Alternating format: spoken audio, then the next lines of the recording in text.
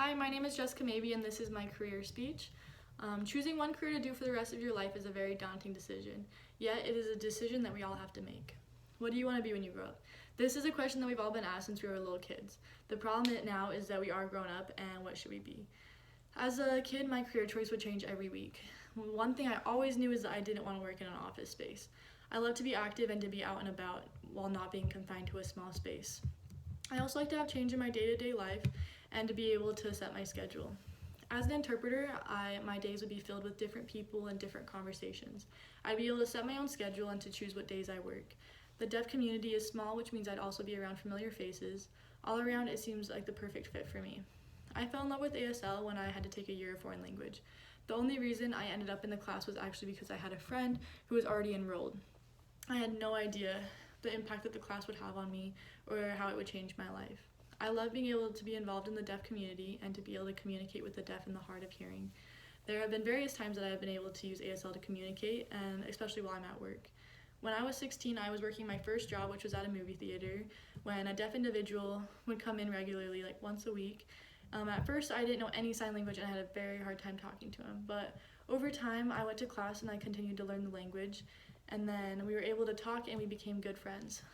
Those that are deaf and hard of hearing don't have the choice to learn how to hear, yet we have the choice to learn sign language. Although I'd love it if everybody knew sign language, it's just not possible.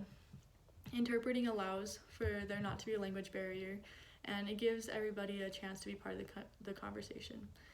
I am very much a people's person. I love to meet and to be around new people, and overall I'd rather be around others than to be by myself. As an interpreter, it is essential to have good people skills in order to effectively translate from one language to another.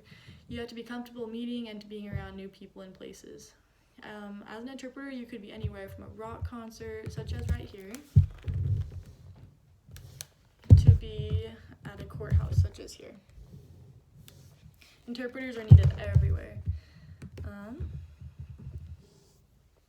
Each location and each session brings new possibilities with new people. Becoming an interpreter is not as easy as it might seem. It goes way past just learning the two languages.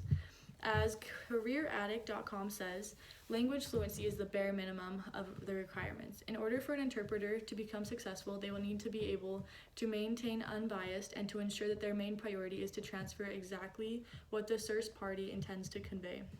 Interpreters need to keep the same energy as those in the conversation and also have to have a good understanding of the cultures behind the languages. Like most professionals, the best way to become better at signing is to practice, and then practice some more. In order to become certified in interpreting, there are a few steps you need to take. FluentU.com puts these into 5 steps. The first step is to begin with the basics. This means practice signing while also learning more about the culture behind the sign language. I have done this through classes on my own and through hours of community service. The next step is to decide what type of interpreter you'd like to be. Interpreters are needed almost everywhere. This is because deaf and hard of hearings, by law, is to have an interpreter for educational purposes, in court, in hospitals, and so on. I have decided that I want to be a freelance interpreter. As Registry of Interpreters for Deaf defines freelancing, it means you are responsible for finding and maintaining your own client base. The third is to research needed certifications. Different agencies will want different qualifications, so it is essential to research this before applying. There are a series of tests that one has to pass in order to be certified for interpreting for the deaf. The next is to tailor your education. It is important to prepare if the certificate program is not enough.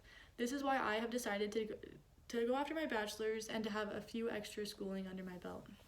Having a degree makes you more prepared and makes you look better than your competitors when applying to a job.